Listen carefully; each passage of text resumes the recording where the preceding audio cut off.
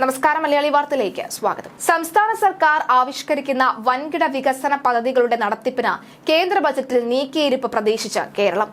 വിഴിഞ്ഞം തുറമുഖം അനുബന്ധ വികസനത്തിന് 5000 കോടി അടക്കം വലിയൊരു പാക്കേജാണ് കേന്ദ്ര ധനമന്ത്രാലയത്തിന്റെ പരിഗണനയ്ക്കായി നൽകിയിട്ടുള്ളത്.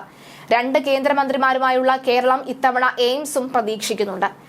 സംസ്ഥാനത്തിന് മാത്രമല്ല, രാജ്യത്തിന് തന്നെ ആദ്യ ട്രാൻസ്ഷിപ്മെന്റ് തുറമുഖം എന്ന നിലയിലാണ് വിഴിഞ്ഞം വളരാനിരിക്കുന്നത്. 1ാം ഘട്ട കമ്മീഷനിംഗ് അടുത്തിരിക്കെ അനുബന്ധ വികസനത്തിന് ഒരുങ്ങുന്നത് വൻകിട പദ്ധതികളാണ്.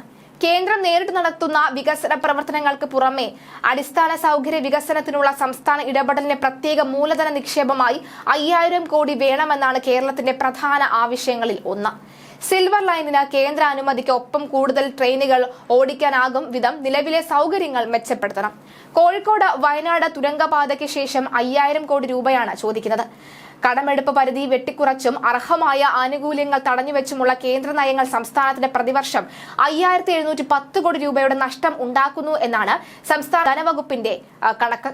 വായ്പാ പരിധി വെട്ടിക്കുറയ്ക്കുന്ന നടപടി കേന്ദ്രം 1 വർഷത്തേക്കെങ്കിലും ഒഴിവാക്കണമെന്നും കേരളം ആവശ്യപ്പെടുന്നുണ്ട്.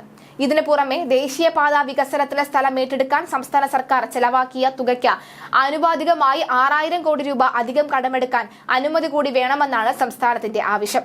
റബ്ബർ താങ്ങുവില 250 രൂപയാകും. കേന്ദ്രാവിഷ്കൃത പദ്ധതികളിലെ കേന്ദ്ര വിഹിതം 75% ക്ഷേമ ആനുകൂല്യങ്ങളിലെ കേന്ദ്ര വിഹിതത്തിൽ വർധന തുടങ്ങിയ വിവിധ ആവശ്യങ്ങളിലും ബജറ്റ് തീരുമാനം കാക്കുകയാണ് കേരളം. തൃശൂരിൽ നിന്ന് 1 സീറ്റും 2 കേന്ദ്രമന്ത്രിമാരുമുള്ള 3ാം മോദി സർക്കാരിന്റെ ആദ്യ ബജറ്റിൽ ദീർഘകാല ആവശ്യമായ എയിംസ് പ്രഖ്യാപനം കൂടി പ്രതീക്ഷിക്കുകയാണ് കേരളം.